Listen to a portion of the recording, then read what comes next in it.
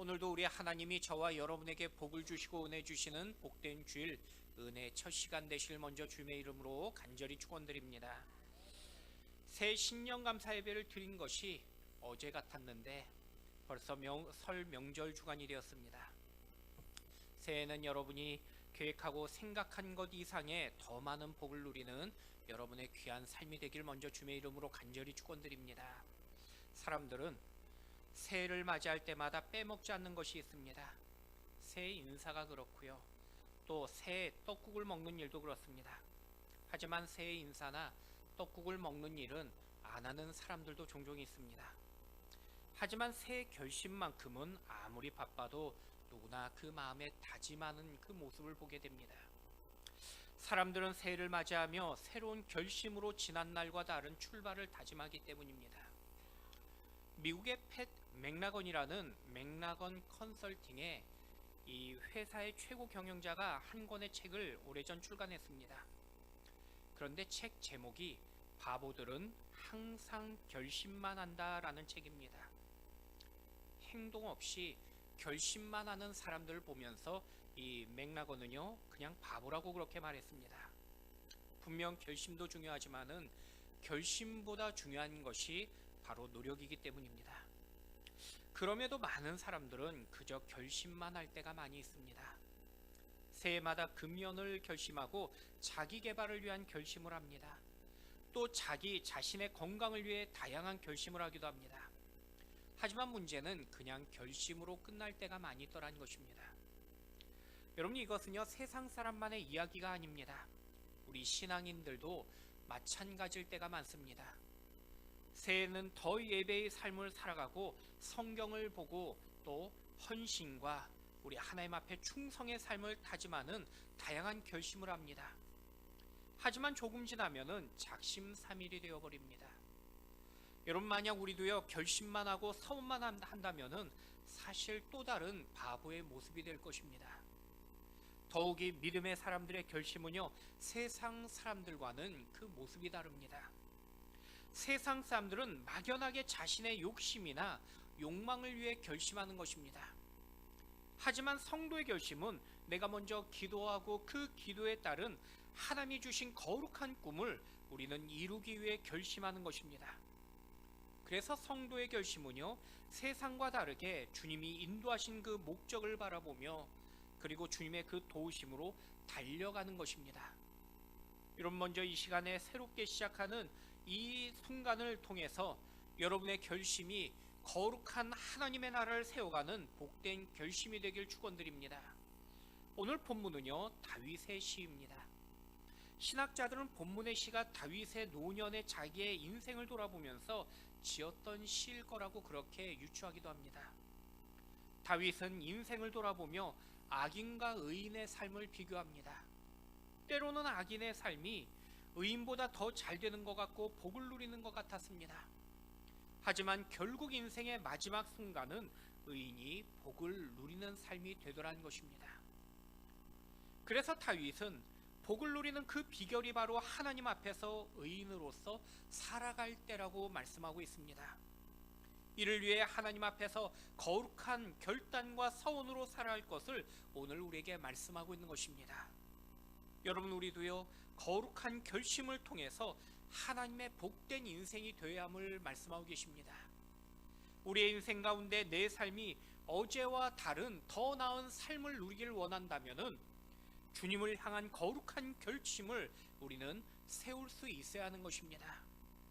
저는 오늘 말씀 속에서 여러분의 서원과 결심이 하나님께 복을 누리는 복된 소원이 될 수 있길 축원드립니다. 그렇다면 다윗은요 우리에게 오늘 복된 결심이란 무엇이라고 우리에게 먼저 말씀하고 계실까요? 첫 번째는요 하나님을 믿고 행동하는 것이라고 말씀하고 계십니다. 우리 본문 3절 말씀 같이 한번 읽어보도록 하겠습니다. 여호와를 의뢰하고 선을 행하라. 땅에 머무는 동안 그의 성실을 먹을거리로 삼을지어다. 인생을 살다 보면은 때로는 생각지 못한 일들을 경험하고 그 일로 인하여 당황할 때가 있습니다. 전혀 기대하지 않은 어려운 일들을 맞닥뜨리기도 했고요. 때로는 생각과 달라서 실패했다고 여기며 낙심할 때도 있습니다. 아니, 잠시 나에게 찾아온 실패로 인하여 좌절하기도 하고 또 실망하기도 합니다. 그 순간 지금까지 가졌던 모든 계획과 생각을 때로는 포기하기도 합니다. 하지만 성도는요, 생각지 못한 인생의 여정을 우리가 걸어갈지라도 결코 포기하지 않는 이유는요, 바로 여전히 실패한 인생이 결코 아니라고 주님이 우리에게 약속하며 말씀하고 있기 때문인 것입니다. 우리의 인생은요, 짧고 굵게 잠시 이 땅에 살고 끝난 것이 아닙니다. 그래서 성경은요, 우리의 인생을 마치 긴 장거리의 달리기와 같다라고 비유로 말씀하실 때가 많이 있습니다. 여러분, 어제까지 우리에게 일어났던 어떤 실패나 어떤 실수든 그 내용과 결과는요, 사실 크게 중요하지 않습니다. 단지 우리는 지금 이 시간에 하나님 앞에서 어떤 마음을 가지고 또 우리는 어떤 자세로 살아가며 서 있는가가 더 중요한 것입니다. 이미 늦었다고 생각할 필요도 없는 것입니다. 늦었다고 생각하는 이 시간부터 새롭게 다시 시작하면 되기 때문입니다. 여러분, 성경에서는요, 늦었다고 여기는 시간 속에서 새롭게 출발했던 믿음의 영웅들이 많이 등장합니다. 아브라함은 65세에 하나님의 부르심을 받았고요, 그 부르심에 결단하며 고향 땅을 떠났습니다. 또 모세는요, 80세에 이스라엘의 지도자로 하나님 앞에 부름받았고요, 갈렙은 85세에 그는 가나안 헤브론 땅을 주님 앞에 간청하기도 했습니다. 여러분, 지금의 나이, 여러분의 건강, 재산의 정도가 결코 내가 다시 시작하는데 문제가 되지 않는다라는 것입니다. 지금 주 안에서 새로운 결심을 결단하는지가 더 중요한 사실입니다. 그리고 새로운 결심을 내가 정했다면은 이제는 그 결심으로 살아가야 되는 것입니다. 그러면 반드시 주님은요, 우리의 내일의 삶을 바꿔주실 것이고요, 또 인생을 변화시켜 주실 것이라고 우리에게 약속하며 말씀하고 있는 것입니다. 여러분, 주님 안에서 오늘 새로운 인생의 결심을 다짐하며 믿음으로 다시 한번 결단하며 나아가는 저와 여러분이 될 수 있길 축원드립니다. 오늘 본문의 다윗도요, 새로운 결심을 그가 하게 됩니다. 다윗이 가졌던 결심은요, 하나님을 의지하고 선을 행하기로 결심했습니다. 여러분, 우리도 살며 수많은 결심을 하게 됩니다. 그런데 결심했던 그 결과가 사람마다 달라지는 걸 보게 됩니다. 그 이유는요, 결심에 따른 행동 때문인 것입니다. 분명 모두가 결심했지만은 그 결심의 행동을 얼마만큼 행했느냐에 따라서 그 열매가 달라지더라는 것입니다. 그래서 결심만큼 결심에 따른 실천이 중요한 것입니다. 오늘 다윗은요, 결심에 대하여 이제는 내가 강력하게 행하라고 그렇게 말씀하고 있는 것입니다. 행동이 바로 결심의 중요한 열매가 되기 때문인 것입니다. 여러분, 우리가 성도로서 먼저 주님 앞에 거룩한 결심과 그리고 서원을 해야 됩니다. 그리고 이제 결심했다면은 우리는 그 결심을 향해서 내가 선한 마음으로 충성하며 그리고 결단하며 행할 것을 성경은 우리에게 말씀하고 있는 것입니다. 제가 학창시절 방학이 되면요, 방학 계획표를 열심히 만들게 됩니다. 아침부터 고민하고 많은 생각 속에서 주전자 뚜껑을 가지고 큰 원을 그리고 그 안에다가 이제 여러 가지 계획과 일정을 빼곡하게 글씨를 쓰며 그리고 색칠하게 됩니다. 그렇게 만든 계획표로 방학을 다 보내고요, 학교 선생님에게 이제 제출하게 됩니다. 그런데 재밌는 것은요, 방학이 끝났을 때 보면은 제출한 대부분의 방학 계획표가 모두가 다 비슷하다는 것입니다. 아침에 일어나서 운동으로 시작하고 아침 공부를 하고 낮에는 숙제와 독서를 합니다. 그리고 마지막 잠을 자기 전에 그날의 일기를 씁니다. 놀랍게도 이 모든 계획서가 친구들의 그 그림표와 비슷하다는 것입니다. 심지어 일기장도요, 방학 끝나기 일주일 동안 몰아서 썼던 것까지 비슷합니다. 사실 계획과 무관하게 방학을 모두가 보냈던 것입니다. 여러분, 사람의 계획이 얼마나 잘 세우느냐도 중요합니다. 하지만 대부분 계획의 문제가 아니라 사실은 그 계획을 어떻게 실천했느냐가 사실 중요한 것입니다. 아무리 좋은 계획을 가지고 있어도요, 그것을 행하지 않으면은 아무 의미가 없기 때문입니다. 여러분, 오늘 다윗은요 선을 행하라라고 우리에게 구체적으로 우리의 그 계획에 대하여 말씀하고 있는 것입니다. 성도의 서원은요 단지 나만의 결심이 아닌 것입니다. 우리는 하나님 앞에서 그 결심을 다짐하며 그리고 서원한 것입니다. 그래서 나의 결심은요 하나님을 향한 거룩한 서원이라고 성경 우리에게 가르쳐 주십니다. 여러분, 하나님 앞에 내가 잊어버렸던 서원, 또 내가 하나님 앞에 했던 거룩한 결심들이 여러분이 있었다면은 여러분 다시 한번 그 결심에 결단으로 행하시며 하나님이 기뻐하는 선을 이루어 가시는 충성의 저와 여러분이 될 수 있길 축원드립니다. 내가 하나님을 믿고 의지하기 때문에 내가 하나님을 향해 최선으로 충성을 한다라는 오늘 그 다윗의 고백처럼 저와 여러분의 이제 연말연시에 우리의 고백이 하나님 앞에 서원했던 것을 내가 충성하며 그리고 다짐했던 것을 이루었다라는 그 열매를 주님 앞에 감사하며 기뻐할 수 있는 저와 여러분이 될 수 있길 주님의 이름으로 간절히 축원드립니다. 두 번째는 하나님을 기뻐해야 합니다 라고 말씀하고 계십니다. 우리 4절 말씀 같이 한번 읽어보겠습니다. 또 여호와를 기뻐하라. 그가 내 마음의 소원을 내게 이루어 주시리로다. 다윗은요 또한 우리의 서원 가운데 하나님을 기뻐하라라고 우리에게 말씀하고 계십니다. 여기 하나님을 기뻐한다는 의미는요 하나님 때문에 기뻐한다는 뜻이 됩니다. 또 하나님을 먼저 생각한다는 그러한 의미를 함축하기도 합니다. 여러분, 사람은요 누구나 계획과 결심을 합니다. 그런데 세상에서의 결심은요 잘 들어보면은 모두가 다 내 중심적인 결심입니다. 나를 위해 결심했고 내가 즐겁고 또 더 복된 이 땅의 삶을 위해서 결심한 걸 보게 됩니다. 하지만 성도의 결심은요 먼저 나를 기쁘게 하고 나를 즐겁게 하기 위한 결심은 결코 아닌 것입니다. 여러분, 다윗은요 오늘 본문을 통해 여호와를 기뻐하라라고 우리에게 말씀하고 계십니다. 이 의미는요 내가 결심했고 그 결심의 행동을 실천하는 그 이유는 바로 하나님 때문이라고 고백하는 것입니다. 여러분, 우리가 결심하고 행동하는 것은요 주님이 기뻐하는 일이 되어야 하는 것입니다. 내 결단의 행동이 주님의 영광을 드러내야 되는 것이 되어야 한다고 말씀하고 있는 것입니다. 그런데 신자들이 하나님을 기쁘게 하는 결심이라고 말하면서 정작에 내 욕망과 내 욕심을 채우는 경우가 우리의 모습 속에 얼마나 많은지 모릅니다. 사도행전에서 바울이 예루살렘에 머물 때에요 에베소에서 유대인들이 바울을 대적하면서 예루살렘까지 따라옵니다. 바울을 얼마나 미워했는지 40명이 결사대를 만들어서 바울을 죽이기까지 그는 먹지도 않고 마시지도 않겠다라고 그렇게 다짐합니다. 그러면서 이들은요 스스로 하나님의 열심으로 자신들은 맹세하고 서원했다라고 그렇게 주장합니다. 여러분, 하나님을 기쁘게 한다고 말하면서도요 다른 사람을 해하고 그리고 죽이는 결심이 마치 하나님이 기뻐하는 일처럼 주장하는 사람들을 얼마나 우리가 많이 볼 수 있는지 모릅니다. 교회와 하나님 나라를 입으로는 말하고 있지만은 그러나 결국 하나님과는 무관한 것이며 결코 하나님이 기뻐하지 않는 그러한 결심이며 그리고 결단이라고 말씀하고 계십니다. 반면에 다니엘과 세 친구는요 어린 10대의 청소년들이었지만은 느부갓네살 왕이 주는 진미의 음식을 거절합니다.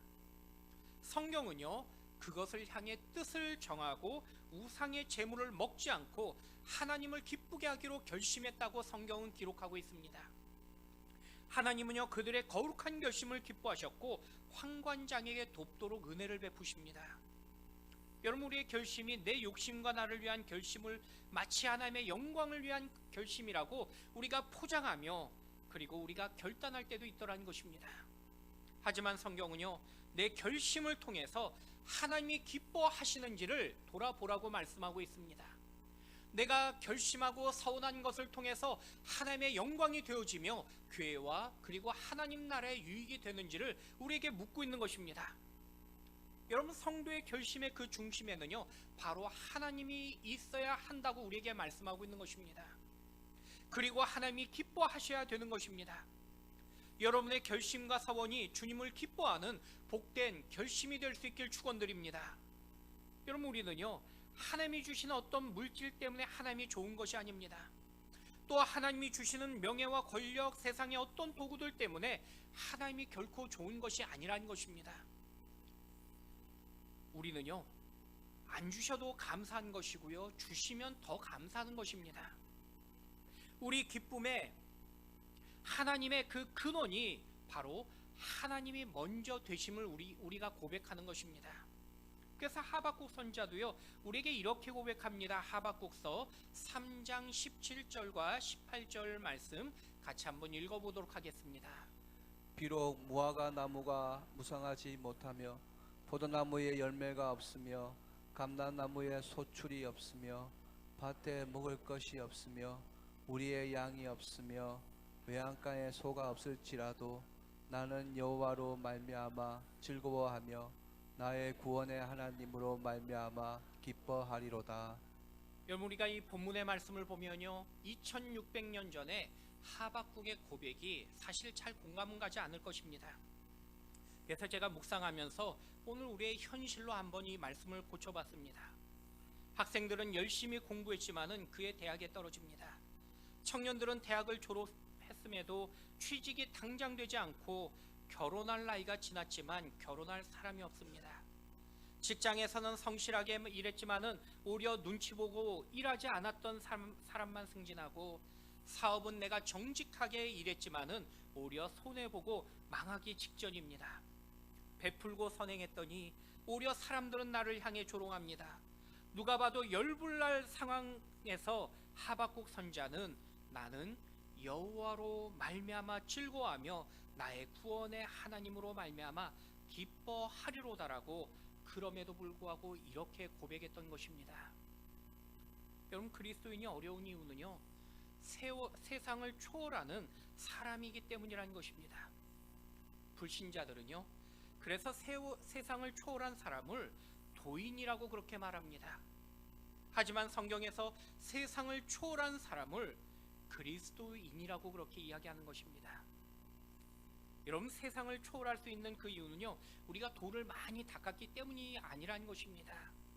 우리의 기쁨의 근원이 오직 하나님일 때, 그리고 참된 그리스도인이 될 수 있음을 말씀하고 있는 것입니다. 하나님 때문에 기뻐한다면요, 우리는 환경이 아무리 바뀌어도 그 기쁨을 잃어버리지 않게 되는 것입니다. 여러분, 하나님을 기뻐한다는 것은요, 바로 하나님과의 교제를 의미하는 것입니다. 우리는 하나님과의 만남의 시간인 예배가 그래서 기뻐야 되는 것입니다.